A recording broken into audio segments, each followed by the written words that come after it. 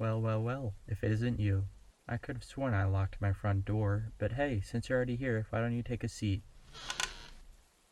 I mean, I'd ask what you're doing here, but I'm currently a little preoccupied doing God's work and reducing the surplus trout population. Huh? Hey, that's a great question. Allow me to spend the next several seconds explaining exactly what type of bait I'm using and how I went about procuring said bait. You see,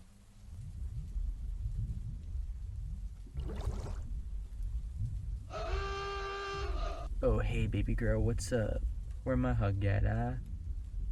Oh, I see. Strong silent type. Ah, ha ha ha. I get you, I get you. Listen, let me get right back with you. I forgot to grab my Gucci fit. So don't go nowhere, okay? So yeah, I'm sure you probably don't understand much about my master bait crafts. But hey, we all start somewhere, right? Huh? Well, I mean, I do definitely have some crazy stories to tell, and I'm sure that's probably why you're here, but I'm gonna have to stop in order to properly share them, you know? So I guess let me reel this bad boy in and we can head inside.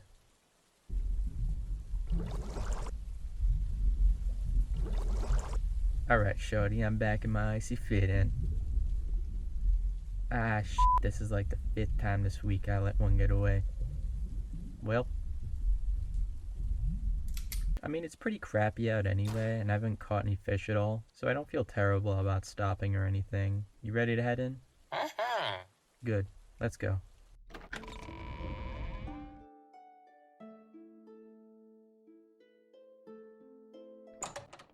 Ah, it's nice and dry in here, unlike my socks.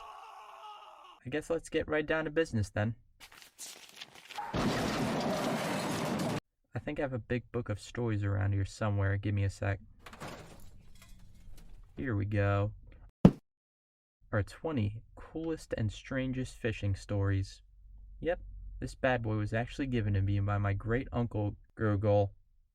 So if you ever want to read the whole thing, I'll put a link to it in the description. It was published in the magical year of 2012 when the world was supposed to explode. Also, I don't want to spend the rest of my night reading these to you, so I'll only be covering a few. Alright, let's see. What shall we read first? This one looks promising.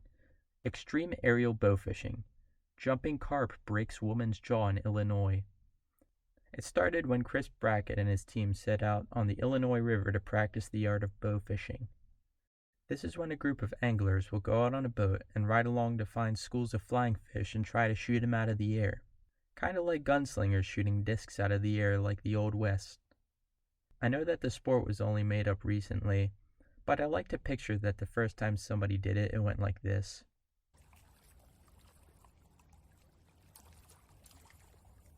Wait a second. We have bows, right? And we are hunting fish, right?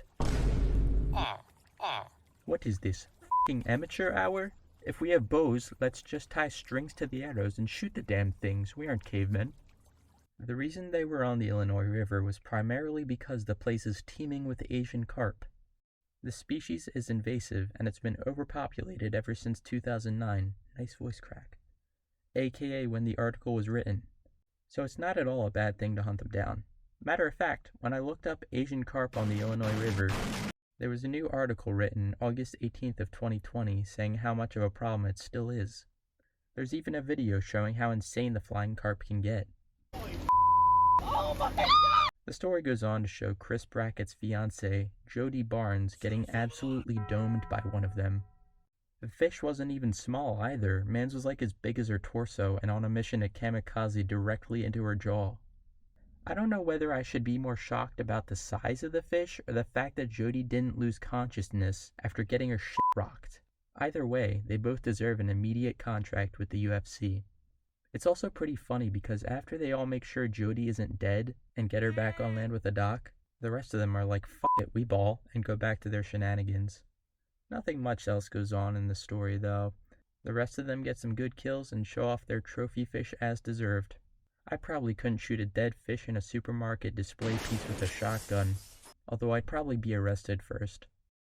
Overall, 6 out of 10 story, not enough water. Oh, I forgot to mention that in order to control the population of carp in the Illinois River, They're literally fucking electrocuting them and taking them out manually, so there's that. Moving on, there's another one about giant catfish, like that's literally all it is. Oh, here's a pretty good one. As soon as this fucking helicopter passes overhead. Exclusive underwater shots. Aussie photog captures giant mako biting tail off of marlin mid-release. So basically, this team of game fish officials had caught and tagged a blue marlin and were planning on releasing it off of Port Stephens in Australia, right? The aforementioned Aussie photographer, Al McGlashan, was tasked with documenting the process because it was important to the officials or whatever.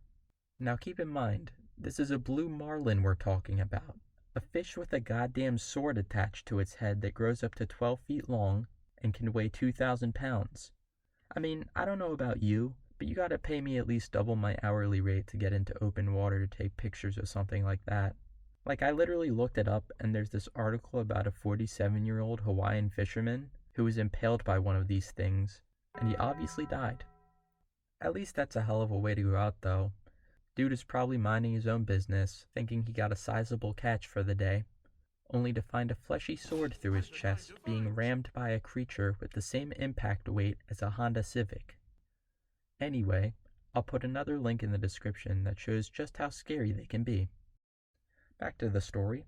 Al did what he had to do and swim out to get a good view. Funnily enough, the official in this story that was handling the release of the marlin didn't even do it right at first.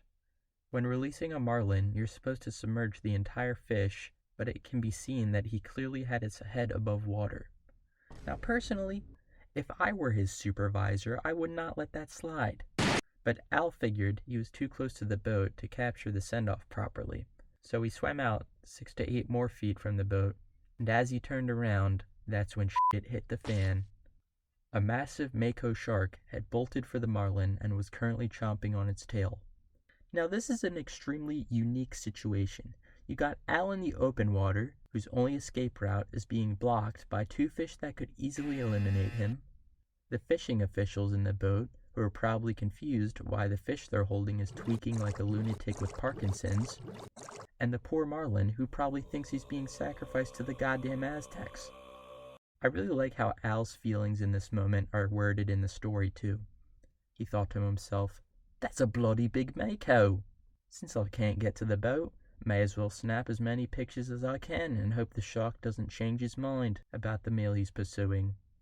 And that's what he did, until the marlin had effectively lost its entire tail and there was a cloud of fish juice in the water. After the officials figured out what the hell was going on, they yelled at Al to swim back to the boat as if there wasn't a violent behemoth underneath them. Al rightfully thinks to himself, "I've got to swim to the boat? Come to me, you bastards, don't leave me over here." That's literally a quote from him. He luckily skirts around the cloud in the water and gets back to the boat safely. They found out later too that the mako had been following the boat and must have sensed the marlin because they had marked it earlier thinking it was another marlin.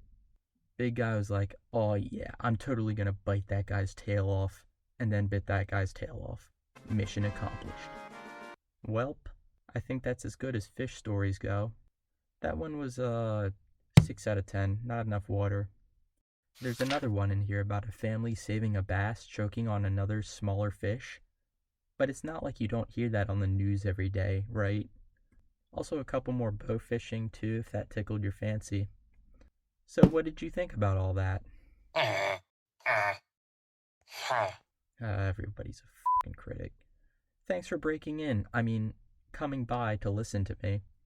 I am now once again asking you to leave my house. Okay, get out. Get out. Get out. This video is brought to you by Storm 308. Thanks for watching.